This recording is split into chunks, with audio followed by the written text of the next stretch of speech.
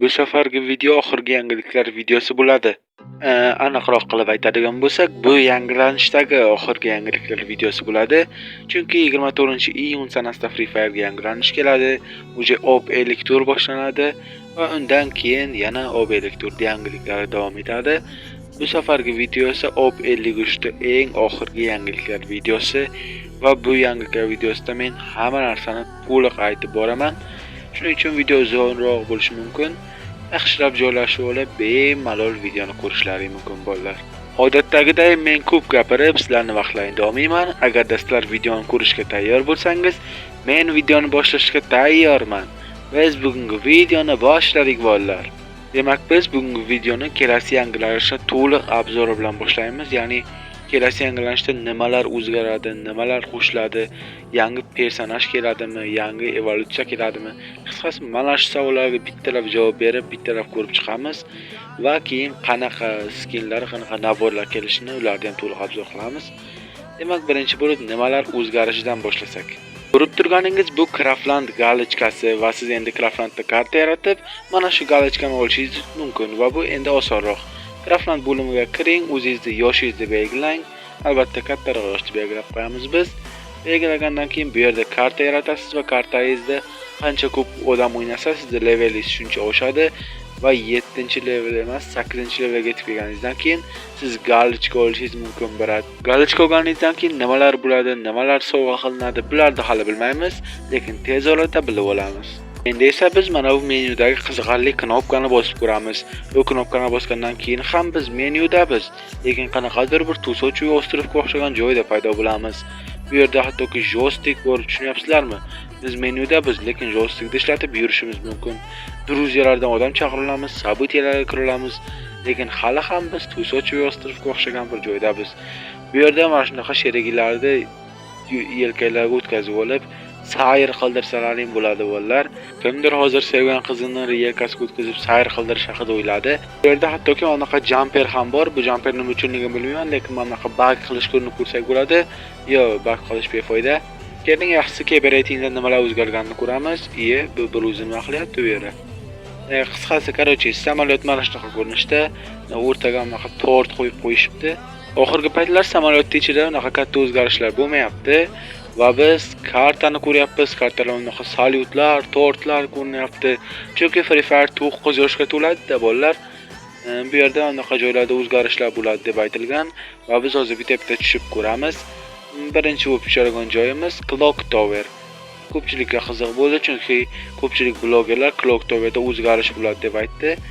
Clock Towerda deyarli o'zgarish yo'q, unaqa timerli narsa bor. Bu yerda mana bu yerda missiya bor. Missiyani bosgandan keyin bizning missiyamiz mana shunaqa sochilib ketgan kristallarni topib, ularni otib yig'ishimiz kerak. Mana 7 tasini yig' deyapti.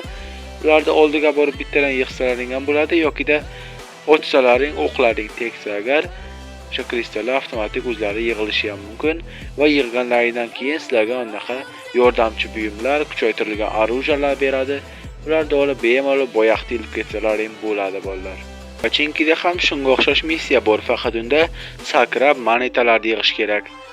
Har xil sakraydigan unaqa jumperlar har joylarga qo'yilgan va bu yerda sizlar bemalol hisob-kitob qilib sakrab moneta yig'ishlaring kerak. Moneta ham sizlar moneta yig'ib olasizlar va missiyani bajargandan keyin yordamchi buyumlarni ham olasizlar bolalar. Va mana biz missiyani bajarib bo'ldik va har bitta sakragan joyimizda sovg'alar bor. Mana shunaqa aptechkalar, orujalar, granata, super aptechka, energetik, mana shunaqa hamma narsalar o'yinlaringga yordam beradigan narsalar bo'ladi bolalar. Mabodo o'yin vaqtida unaqa chuchqachaga o'xshagan narsa topib olsalaring hayron bo'lmanglar. Bu narsani olib, любой bir raqib gamni xohlasizlar, o'zlaringga shuni yerga bitta otib qo'yasizlar. Keyin personajlaring raqsga tushaverar ekanda bolalar. Boshqa bir raqibga otsalaring ham raqibda ham personaj raqsga tushaveradi. Albatta bu narsani sizlarga o'yin vaqtida foydasi tegarmi, yo'qmi bilmayman, lekin menimcha tegmasa kerak. O'ynab yurgan paytlaring yerda bunaqa kupon topib olsalaring hayron bo'lmanglar. Bu kupon sizlarda orujalarni kuchaytirib beradi. Ko'rishlaring mumkinki, mana moshni qilib, qizil qilib kuchaytirib beryapti. Endi bu narsani o'yin vaqtida uje tez kunda sinab ko'rsak bo'ladi. Sheriklarini bir o'tib ketgandan keyin lootini tepasidan unaqa serdichkaga o'xshagan narsa tursa hayron bo'lmanglar. Oldiga borib, uni monetaga ko'tarib olish mumkin bo'lar ekan bolalar. shunday monetani bosib qo'yasizlar va biroz kutib turasizlar. Keyin mana bunaqa nurlar bilan uni tanasi paydo bo'ladi va sizni sherigingiz tirilib qoladi bolalar. Shunday turgan joyda lutini ustida turiladi bolalar. Bemalol orujasini olib sizlarga dushmandan o'tishga yordam bersa bo'lar ekan. Futbolning eventdan keyin stadion ketar ekan deb o'ylamanglar, chunki Free Fire 9 yoshga to'lgan paytda ham stadion qoladi. Faqat biroz o'zgartirishlar bo'ladi. Mana bunaqa sariqroq qo'yishar ekan, keyin yerdagi yashil chimni olib tashlashadi, lekin hali ham stadion o'zining shaklida qoladi. Kelasi yangilanishda o'yin vaqtida Oscar, Wukong, Skyler va Chrono nauklarni o'yin vaqti kuchaytirsa bo'ladi. Shunday mana biz Oscar naukini kuchaytirdik va endi naukni bosganda birdaniga bir kishi emas 3 kishi yugurib boryapti. Raqibni pachag'ini chiqarib o'rsa kerak bolalar. Qaranglar 3 ta stenkani bitta naukni bosishni shunday yo'q qilsa bo'ladi. Bilmadim endi bu o'yin vaqti qanday bo'ladi, lekin krisalar uchun eng zo'r nauklar mana shular bo'lib qolsa kerak. Gomer naukini ham o'yin vaqtida kuchaytirsa bo'ladi va hozir biz kuchaytirmaganmiz. Oddiygina dron borib raqibga tegyapti va joyini bizga ko'rsatib beryapti. Shundoq ham nauk yaxshi, lekin kuchaytirgandan keyin oldimizda ham dron paydo bo'ladi, ham oyog'imiz tagida dronli Skyjet paydo bo'ladi. Bu ajoyib-ku, to'g'rimi bolalar? Endi esa biz Chrono naukini kuchaytirib ko'ramiz. Kuchaytirgandan keyin naukni bosgan holda bemalol yugurib yurish mumkin ekan bolalar. Bu sizlarga Free Fire 2019 eslatmayaptimi? Ozgina old Free Fire'da biz his qilishimiz mumkin bolalar. Endi esa Skyler naukini qurib o'tamiz. Hozircha biz Skyler naukini kuchaytirmadik va bizda ikkita nauk bor. Ularni ikkitani bittada ochishimiz mumkin. Prosta oddiygina. Endi esa biz naukni kuchaytirib ko'ramiz va bizda endi bitta otish imkoniyati bor va bitta otish bilan 3 ta stenkani mo'ljalga oladi va 3 chalasini ham yo'q qilib bolalar. Endi esa legendarniy Wukong personajga o'tamiz. Wukong personajini kuchaytirib turib, naukni bosgandan keyin personajingiz yugurib ketadi, lekin siz buta ko'rinasiz. Ha, to'g'ri, bu personajingiz soxta. Agar boshqa odam otsa, siz uni loq qilgan bo'lasiz. Agarda boshqacha ko'rinishda kuchaytirsak, Wukong personaji 3 ga bo'linib ketadi va sizning raqib qaysi bir yuzligini topa olmaydi. Raqibni Wukong personaji bilan jinni qilib qo'yishingiz mumkin. Men hozircha topgan Free Fire'da ko'zga ko'rinadigan yangiliklar aynan shulardan iborat. Va endi men ko'pgina obunachilar mendan so'ragan narsaga javob berib o'tib ketmoqchiman. Mening kanalim juda ham aktiv va har kuni siz yangi video ko'rishingiz mumkin. Aytaylik shorts ko'rinishda yoki katta video ko'rinishda. Lekin shunday bo'lsa ham ko'pchilik obunachilar mendan yangi video talab qiladilar. Chunki ularga katta video qiziq, ularga Free Fire yangiliklari qiziq. Lekin men unday video qilishim uchun ko'p vaqt ketadi, lekin shunga yarasha videolarim deyarli yaxshi like yig'mayapti. Va agarda siz videoga like bosib, kanalga obuna bo'lib va albatta video haqidagi fikringizni kommentariyaga yozsangiz, men uchun bu katta motivatsiya bo'ladi va men har doim harakat qilamanki, siz uchun top yangiliklar videosini tez chiqarishga. Shuning uchun albatta videoga like bosib, kanalga obuna qo'ying. Biz esa keyingi yangilikka o'tamiz. Keyingi yangiligimiz kelasi yangilanishda qanday animatsiyalar, qanday naborlar va qanday evolyutsiya o'yinga qo'shilishi haqida. Men o'tgan videolarimda qonli oy eventi kelishi haqida aytdim va o'sha eventda mana shunaqa ko'rinishlarga animatsiya ham kelar ekan bolalar. Bu albatta jackpotda chiqadi va bu juda seryozni animatsiyaga o'xshayapti, o'zlaringiz ham ko'ryapsizlar. Albatta men buni qachon chiqishini, qaysi sanada chiqishini o'sha yangilanishdan keyin albatta aytib o'taman, lekin bu animatsiya juda ko'pchilikka yoqsa kerak. O'zlaring 1 dan 10 gacha baholab kommentariyaga yozinglar. Yana bir animatsiya va bu animatsiya ham o'tgan animatsiyadan qolishmaydi. Mana bunaqa kresloda o'tirasiz, kresloni o'tib borasiz va gaz tubchani to'g'irlab chiqib kelasiz. Agar biz bu animatsiyani yaqinroqdan ko'radigan bo'lsak, mana shunaqa ko'rinar ekan bolalar. O'zlaringiz fikrlaringizni kommentariyaga yozinglar-chi, mana shu animatsiya zo'rmi yoki-da o'tgan animatsiya zo'rmi? Keyingi uzoqlagan narsamiz komandali Skyjet bo'ladi bolalar. U mana shunaqa Skyjet'i bor odam uchib yuradi, orqasidan esa Skyjet'i yo'q 3 ta odam yugurib yurar ekan. Hozir biz buni samolyotda o'zida obzor qilamiz.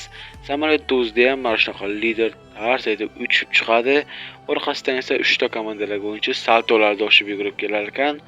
Bu animatsiya ham menga albatta yoqdi. Samolyotdan tushish vaqtida esa butun komanda bir-birini mana shunaqa qo'lni ushlab tushadi ekan. Skyjet haqiqatan topoviy, chunki bu komandali Skyjet bo'ladi. Yo, men komandam bilan bitta Skyjetda uchmayman deganlar uchun bittalik Skyjet ham chiqadi va bu Skyjet mana shunaqa ko'rinishda bo'ladi bolalar. Keyingi uzoqlagan narsamiz o'ldirganda chiqadigan mana shunaqa animatsiya. Любой bir odamda borib kill qilganingizda mana shunaqa animatsiya kelib chiqadi. O'z manasini qurishingiz mumkin va mana dars o'tasiz va qush parchalanib ketadi. Bu animatsiya Free Fire 9 yoshga to'lgan paytda keladiganga o'xshayapti. Keyingi obzorlagan narsamiz 17-iyulda boshlanadigan Free Fire va Blue Lock kollaboratsiyasida keladigan mana shu topoviy nabor bo'ladi.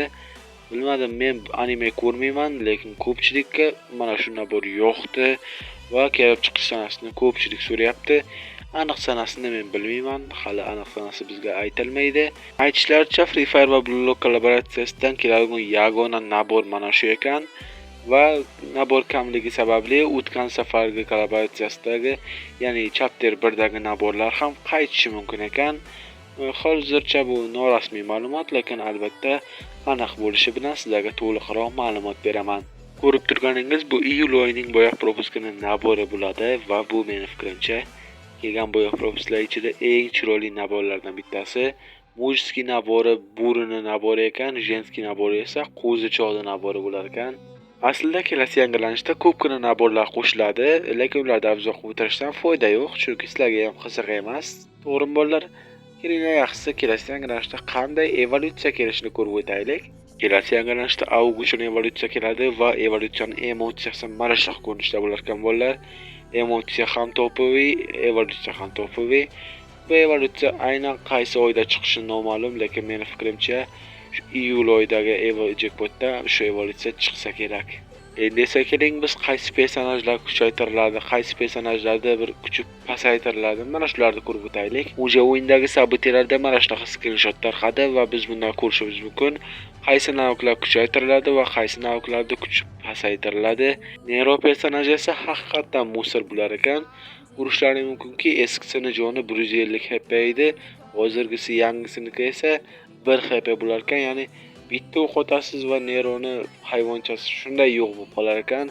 Nero personajining mana shunaqa kuchi pasaytirilishiga o'zingizda qanday fikringiz bor? Siz bunga nima deysiz? O'zingizning fikringizni kommentariyaga yozib qoldiring.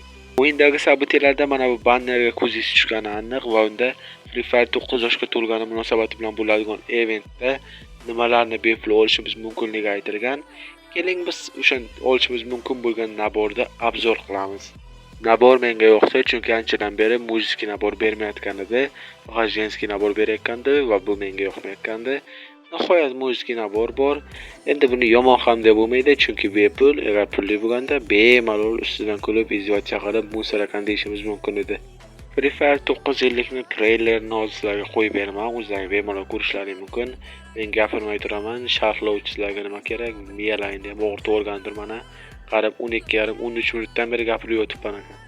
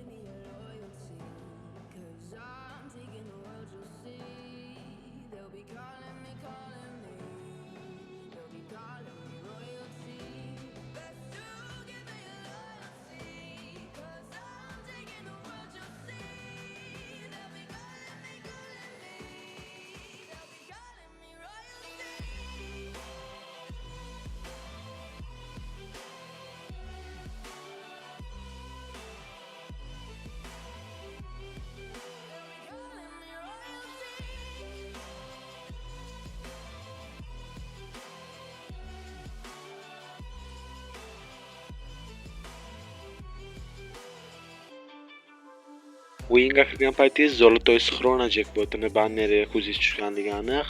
Ya'ni 24-iyunda Zolotoy Jackpot va Orujeniy Jackpot o'rniga Zolotoy Sixrona Jackpot kelishi aytilgan va uning asosiy sovg'alari mana shu rasmdagi Groza uchun skin va nabor bo'lib turibdi.